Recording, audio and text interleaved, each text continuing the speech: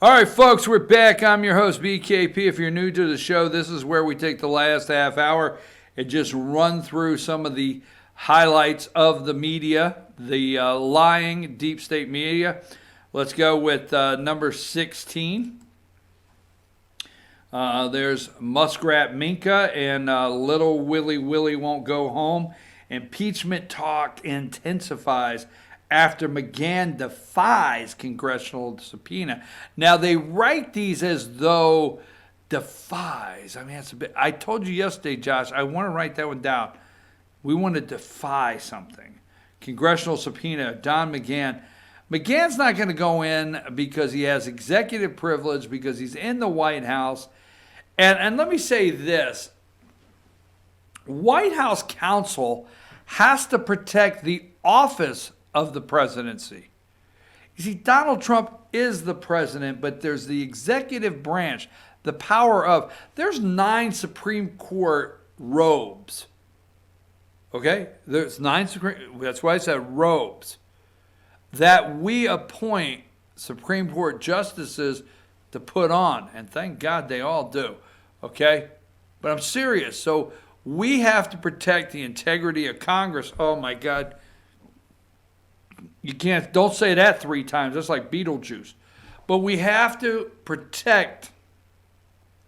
Now, Congress is claiming, especially the House of Representatives, that they have all this oversight.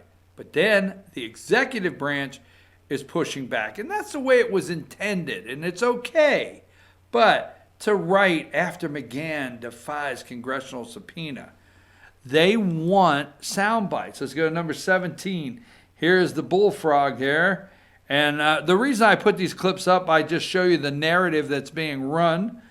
Democrats' call for impeachment inquiry grow as leaders leaders instead vow to toughen tactics. Toughen tactics. People involved in the investigation say that the speaker has also approved an escalation of tactics short of impeachment to try to turn the tables. They think they're going to lose. Number 18. In a sign that Miss Pelosi senses her caucus growing restless. They're not growing restless. They're in there saying, damn it, I think we're going to lose. The most exciting person we have is Joe Biden. Are you serious? Joe Biden? He's got a problem with China, Ukraine, his son. They're criminals, crooks. And as soon as Barr starts putting out Attorney General stuff on Biden, we're sunk. Then what are we going to end up with? Mayor Pete? Okay? Alfred? We're going to end up with Mayor Pete? Oh, Bernie, who combs his hair with a balloon? In a sign that Pelosi senses her caucus growing restless, she called a Wednesday morning meeting to update lawmakers on the status and strategy behind her House investigations. They're going to try to impeach the President of the United States, folks. Now, wait a minute. Here's something I didn't say, and I hope you stayed with this because I think I've been hearing it through the camera, and I'm hearing it now, and I can tell, and I'm listening to voices. Yes, voices inside my head, right? I'm listening to voices out there saying, you keep saying they're going to impeach, but we have the Senate. Whoa. Just remember, if the House, I'm going to just look at you and tell you, if the House of Representatives impeach the President of the United States today, like they did Bill Clinton, and the Senate, which they don't do, the Senate held a private vote. If they went to the Senate and said, this is going to be private, nobody will ever know how you voted, Donald Trump would be removed because the Senate would vote to remove him. Don't think that Trump has. Every time we think, see, Trump did not have the House of Representatives. It's gone. That's why we want to get it now. We want to get Trump's House of Representatives. Number 19, we got Elijah Cummings there. Okay, we're getting there.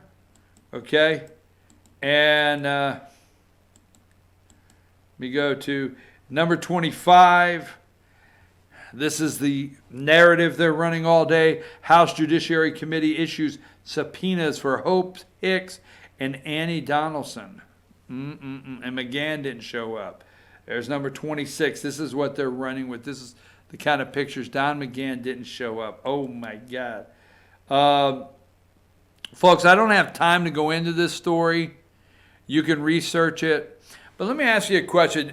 When did getting elected and representing the people of your congressional district come with being a jackass? Have you ever noticed these Democrats are just flat out jackasses? They absolutely are. They are smart ass jackasses. They have no respect for the people they talk to. And so here you go right here. Number 28, HUD Secretary. Okay. Ben Carson mistakes real estate term REO for Oreo cookies. This is what they spent time on, okay? All right? This is what they spent time on. Number 30. Number 30, Ben Carson, HUD Secretary Ben Carson, mistakes real estate term REO for Oreo cookies. This is the smart ass, and I forget where she's at, number 31. This lady is a jackass. They're total smart asses. They're smug as hell, and they think somebody gave them a crown and gave them some kind of big prize that they need to just puff up and be jackasses. And this is Miss Porter asking the questions. Okay, I'm going to come back to now. Here's CNN. Now, this is what I tell you every day. They run that. This is MSNBC. Now go to number 34. Not a cookie, a crisis. Coming up, a crisis. Not a cookie. I'm telling you, total jackasses. Number 35, not a cookie, Ben Carson, Secretary of Housing. All right. Not a cookie, a crisis. Let me see if I have any more cookie stories for the Cookie Monster. Okay. Here's number 44. CNN, I'm just showing you the narrative they're running today. They all run the same thing, every one of them. Number 44, Carson confuses real estate term with Oreo cookies. HUD Secretary not understand meaning of REO. Now, he's the Housing and Urban Development Director, Secretary, Inner City, or whatever. You know, I looked at the graphic that said Bill Clinton is responsible for record black incarceration. Barack Obama is responsible for record numbers of black on welfare, and President Trump is responsible for record number employment for blacks. All right, and I mean they're just arrogant, okay, but this is what they're running with, all right? And here's number 45. Same thing on a different network. They're all running with the same thing. This is, you're kidding, right? Carson confuses real estate term with Oreo cookies. And then Carson responded, number 46, okay? Oh, REO? Thanks, Representative Katie Porter. Enjoying a few post-hearing snacks, sending some your way. Oreos. All right? He misunderstood what the lady said. They are friggin' jackasses, okay? Friggin' jackasses. Let me see if I can get number 53. I left this one out earlier, Josh, and I forgot it. I was going on a roll. Rough first quarter for department stores. Remember I told you that Kohl's, JCB. But look what they put up.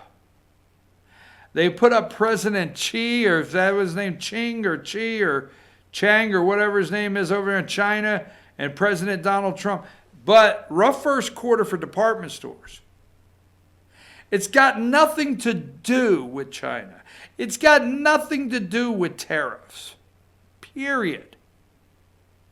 It's their business model in an economy that grew. Why didn't the headline say, although economy grew? Well, wait a minute. Okay? Stay with me. Why no headlines? You will not see headlines anywhere that says, although last month, okay, the jobs number was 273,000 or something, saying it off the top of my head. We added 273,000 jobs, and the first quarter is a 3.2 GDP, I think. Even with that, growth, department stores are struggling, and some analysts say it's due to their box store business model and not adapting with the next century of retail sales. Where is the headline on that? No, I've showed you this. Rough first quarter for department stores. And who did they put up? Trump and the Chinaman. I'm sorry, I'm not supposed to say Chinaman. I understand. Okay? I'm telling you, they're pieces of garbage. They are scared to death. All right? Now, here's number 55. I've got to get through this one. How long did this take? Why did this take this long? Virginia Governor Northam's medical school to release findings on racist yearbook investigation. Why did this take 6 months? Why did it take this long? And we haven't gotten the findings yet on this page. What are the findings? This piece of garbage that actually is okay with the birth of a child, not a baby in the birth canal. At least in New York, Mayor Cuomo is going to kill him coming down the canal. I didn't mean to say it like that, but it's just the truth, right? New York State, they're in the birth canal. Kill them there. Dismantle them. Get the saw. I'm not joking. It sounds disgusting. Watch the videos. How it sounds, it is. Watch it. But this one wants to actually get the baby out of the birth canal into the real world, hear that first scream, syringe its lungs out or whatever so you can breathe, and then decide if you want to kill it. Oh. But we're going to release the findings on his racist yearbook page where he was either wearing blackface or he was the Grand Wizard of the KKK. All right. Let me get past this because I want to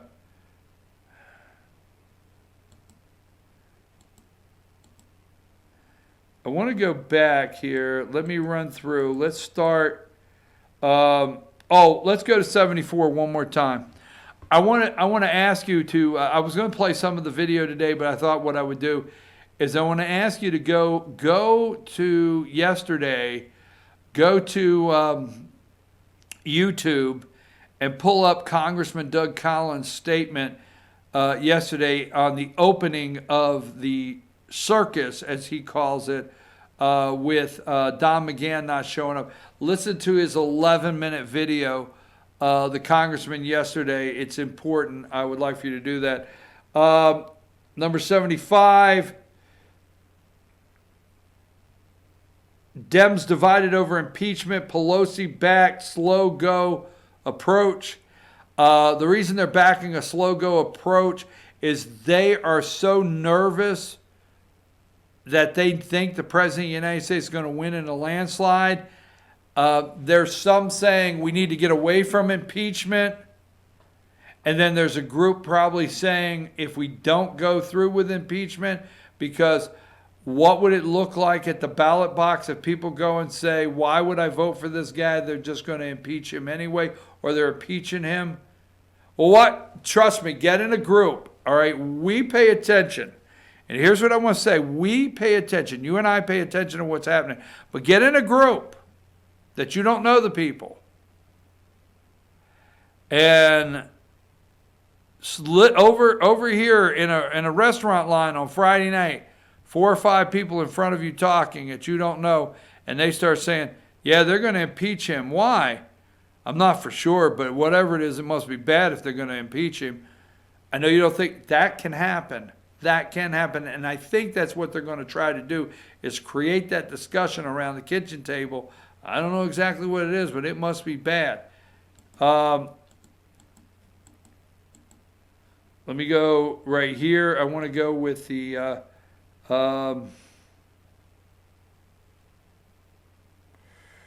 I had it here a minute ago. Remember number 36 and 7. I just want to do this just to have fun. O'Rourke tries to jumpstart campaign at CNN town hall. That is a sure sign your campaign is dead. If you have to go to CNN to jumpstart it for the second time. Number 29, IRS memo. They found a memo. You must release your taxes. You must release your taxes. IRS memo sides with Congress on Trump's tax returns. Why do we need to see these taxes? Why? Okay? I'm a little confused on that. Now, number 38, CNN gets in.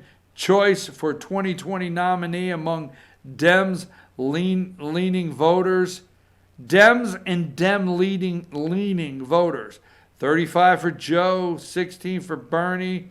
As you can see, O'Rourke's down to 2. Cory Booker, the only black guy in there. The gay mayor from South Bend, Indiana, Mayor Pete. Well, he's gay. Okay. Amy Klobuchar and Senator Kamala Harris. O'Rourke trailing badly in the polls. And here's another one, number 39. I like this one here. Preference by attention paid to campaign. Among every day they're going to do stupid stuff. If you're paying a lot of attention, are you paying attention? Are you, mister? Are you paying attention? That was actually, I don't like a poll like this, but preference by attention paid to a campaign. You know how much, what a big problem I had through school with paying attention. Biden, 42%. If you're paying attention, somewhat, 33, little or none. Is that not the stupidest question in a poll? Now got a trending. If it's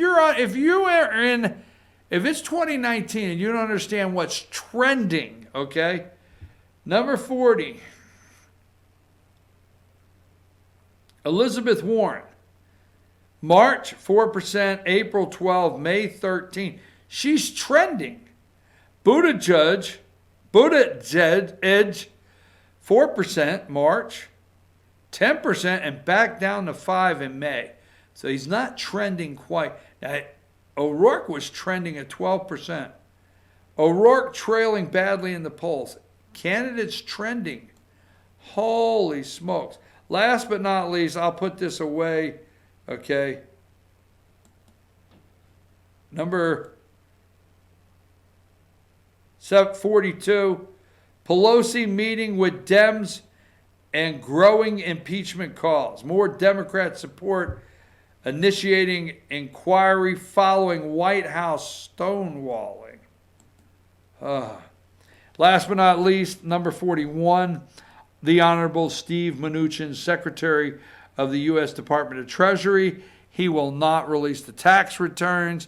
The IRS falls under him. I find it quite interesting that they have found a memo that they think they're going to take to court. Now, let me switch to close the show, and please stay with me, okay? If you're new to the show, let me share with you. I believe I come from one of the most political families in the United States of America. We do not know in my family how to have a conversation at any time about anything that doesn't involve politics in some way, shape, or form. Now, I have one brother. His name's Jerry. Because he's my brother, I can say what I want. He's crazy as hell. We all love Jerry, but Jerry is just, oh my God, he is intense, and Jerry is crazy as hell. Jerry is the Donald Trump of Lehigh Township, Pennsylvania. Lehigh Township, Pennsylvania sits about 15 miles north of Allentown, Pennsylvania. It's a nice Republican, it's a very Republican township. So whoever wins the Republican primary ends up being the township supervisor. Township's large enough that it has a police department. Township's large enough to where it has a road department and fire department. The township.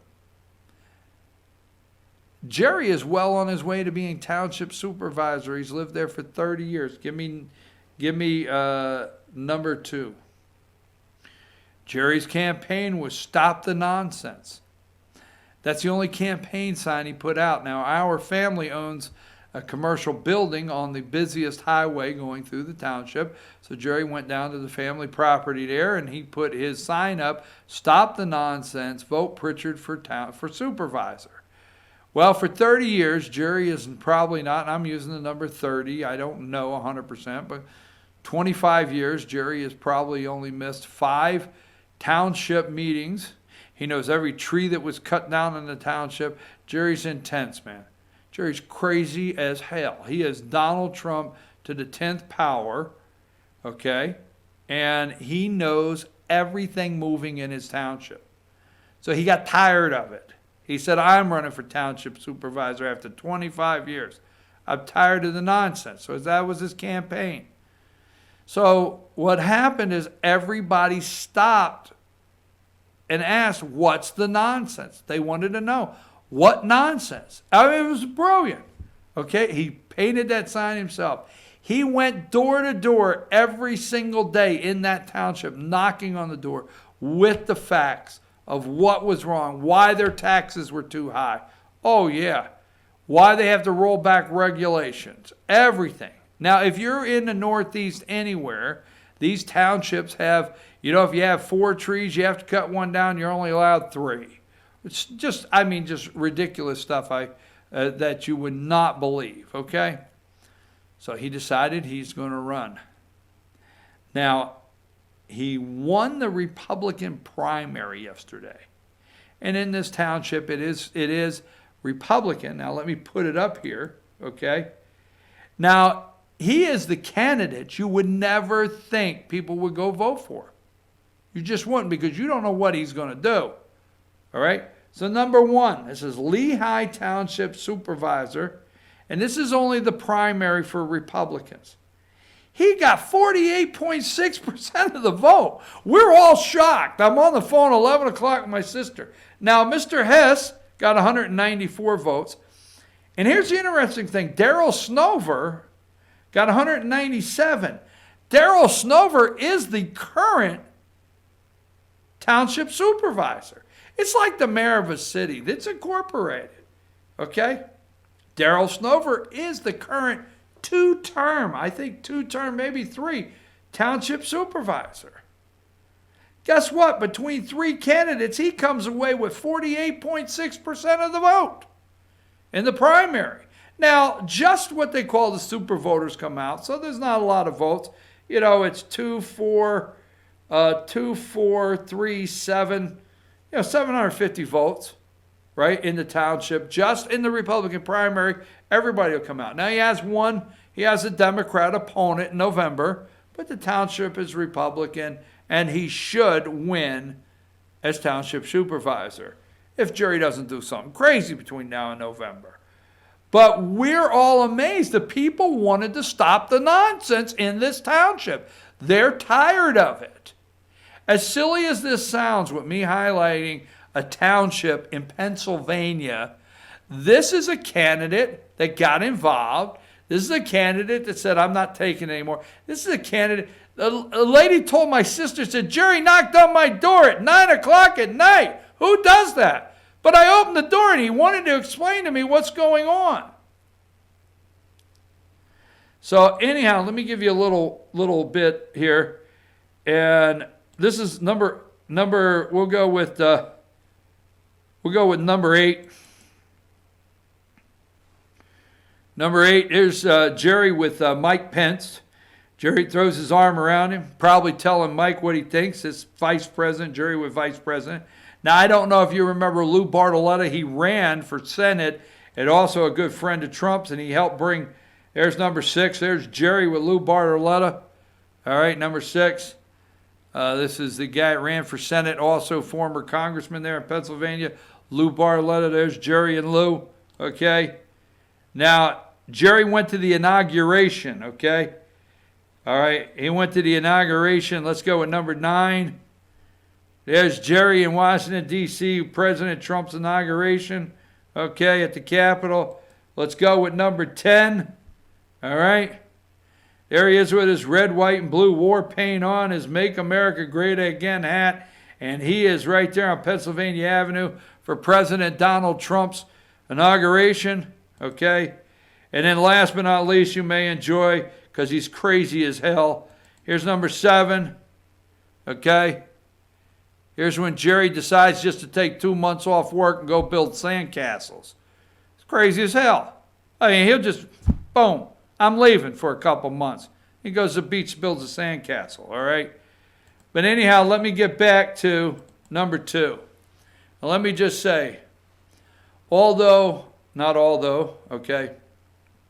He is my brother. He's Jerry. I love him. He's different. He's crazy as hell, but he's our crazy as hell. But let me tell you what he seriously is.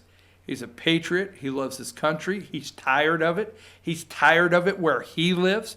He's not putting up with it anymore where he lives. He's going to stop the nonsense where he lives. He decided to get out and go door to door and say, I want to do my part where he lives. And barring nothing gets in the way in November, he should be the next township supervisor. And trust me, this township's going to be excited because he's going to roll back their taxes. He's going to roll back fees. He's going to roll back all kinds of crazy stuff they've done in this township. And he's going to stop the nonsense where he lives. And that's what I wanted to close with. Here's somebody that where he lives decided, I'm not taking it anymore. And that's what we have to do if you're truly serious in draining the swamp, if you're truly serious in turning things around when it comes to your Board of Education, your townships, your counties, your commissions, your city council. You have to say, where I live, I'm going to stop the nonsense and do your part. Just saying. It is 10:02. Sorry we ran a little late. Hey, congratulations, Jerry, on the big win there. Damn, township supervisor. We're not going to be able to put up with him. Trust me, you just don't know. Take us out of here. We'll see you tomorrow.